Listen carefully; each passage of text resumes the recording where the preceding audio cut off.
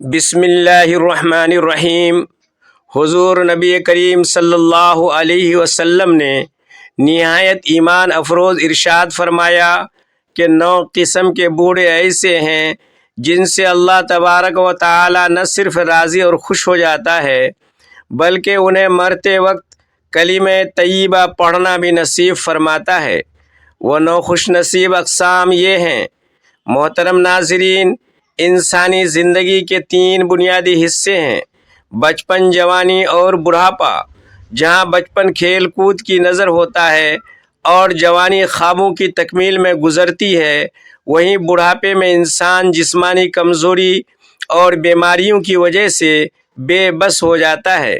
مگر دین اسلام نے جہاں ہر مرحلے پر رہنمائی کی ہے، وہیں بوڑھوں کے مقام و مرتبے اور ان کے حقوق کی مکمل وضاحت فرمائی ہے۔ اللہ تعالیٰ والدین کی خدمت کا حکم دیتے ہوئے فرماتا ہے کہ تیرے رب نے حکم دیا ہے کہ اس کے سوا کسی کی عبادت نہ کرو اور ماں باپ کے ساتھ اچھا سلوک کرو۔ اگر ان میں سے ایک یا دونوں بڑھاپے کو پہنچ جائیں تو ان سے اف تک نہ کہنا، نہ انہیں جھڑکنا، بلکہ نرمی اور ادب سے بات کرنا اور عاجزی و محبت کے ساتھ ان کے سامنے جھک کر دعا کرنا کہ اے میرے پروردگار، ان پر رحم فرما جیسا کہ انہوں نے مجھے بچپن میں پالا ہے۔ اسلام نہ صرف والدین بلکہ معاشرے کے تمام بوڑھوں کی عزت کا حکم دیا ہے۔ جیسا کہ نبی کریم صلی اللہ علیہ وسلم نے فرمایا کہ بوڑھے مسلمان کی عزت کرنا اللہ کی تعظیم میں سے ہے، اور وہ شخص ہم میں سے نہیں جو چھوٹوں پر شفقت نہ کرے اور بڑوں کی عزت نہ کرے۔ آپ صلی اللہ علیہ وسلم نے 4 اشخاص کی تعظیم کا خصوصی حکم دیا، جن میں پہلا عالم دین ہے جس نے زندگی علم کی اشاعت میں وقف کر دی۔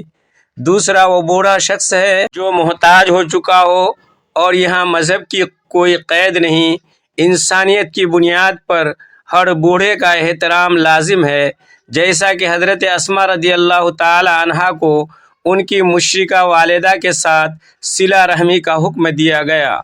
تیسرا شخص حاکم وقت، اور چوتھا انسان کا باپ ہے جن کا احترام ضروری ہے۔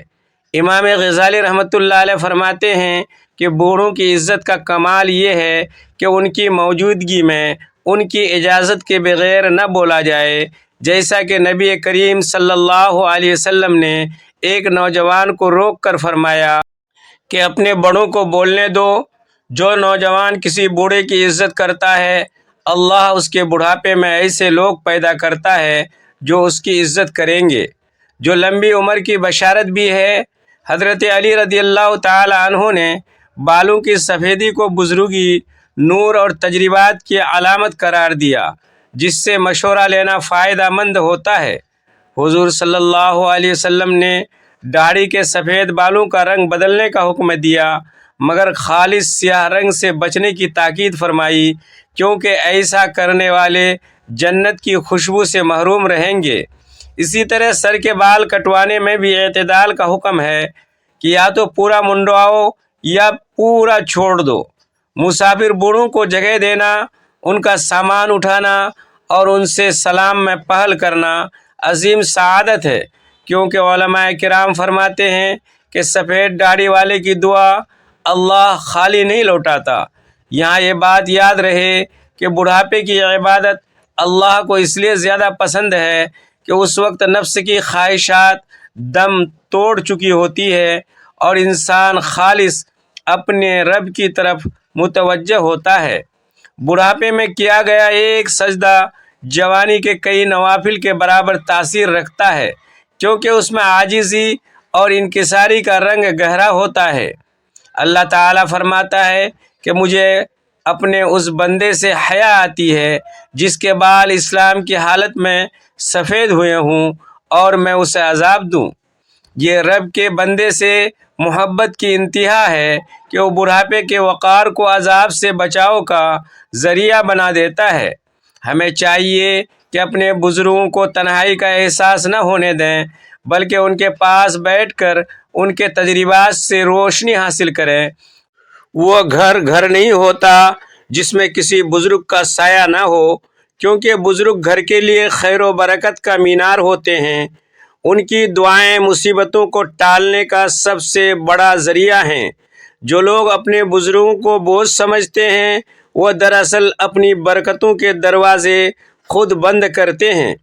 اسلام نے ہمیں سکھایا ہے کہ اگر تم چاہتے ہو کہ تمہارے رزق اور عمر میں برکت ہو تو اپنے بوڑھوں کے ساتھ حسن سلوک کرو، ان کی ضرورتوں کا خیال رکھو، ان کے چہروں پر مسکراہٹ لانے کی کوشش کرو، کیونکہ ان کے دل سے نکلی ہوئی ایک آہ عرش کو ہلا سکتی ہے اور ان کی دعا تقدیر کو بدل سکتی ہے۔ بڑھاپے میں انسان حساس ہو جاتا ہے، اسے مال و دولت سے زیادہ توجہ اور محبت کی ضرورت ہوتی ہے، اس لیے انہیں اپنا وقت دیجیے، ان کی باتیں سنیے اور انہیں یہ احساس دلائیے کہ وہ آج بھی خاندان کا اہم ترین حصہ ہیں۔ اب ان 9 اعمال کا ذکر کریں جن سے خاتمہ ایمان پر ہوتا ہے۔ نمبر 1، ایمان پر استقامت، کیونکہ استقامت رکھنے والے ہی مرتے وقت کلمہ پڑھ پاتے ہیں۔ نمبر 2، بوڑھے والدین کی خدمت کرنا جو جنت حاصل کرنے کا ذریعہ ہے۔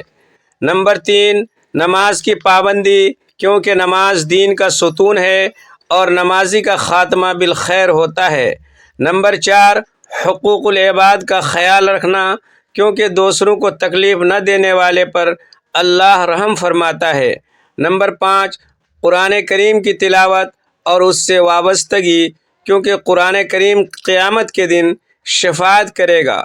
نمبر 6، ذکر الہی میں مشغول رہنا، کیونکہ جس کی زبان ذکر سے تر ہو اسے موت کے وقت کلمہ نصیب ہوتا ہے۔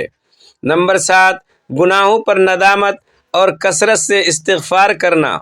نمبر 8، حج و عمرہ کی سعادت حاصل کرنا جو گناہوں کو مٹا دیتا ہے۔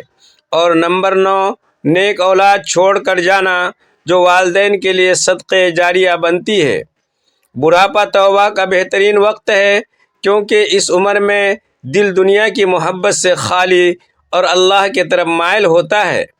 اس لیے تسبیحات، درود شریف اور اخلاق حسنہ کو اپنا سرمایہ بنائیں تاکہ فرشتے روح قبض کرتے وقت جنت کی خوشخبری سنائیں۔ اے اللہ، ہمیں ایسا بڑھاپا عطا کر جو تیرے ذکر سے آباد ہو، جب جسم کمزور ہو تو ایمان کو مضبوط کر دے اور ہماری زندگی کا آخری لمحہ کلمہ طیبہ پر ہو۔ ہمارے بزرگوں اور والدین پر اپنی رحمتیں نازل فرما، آمین۔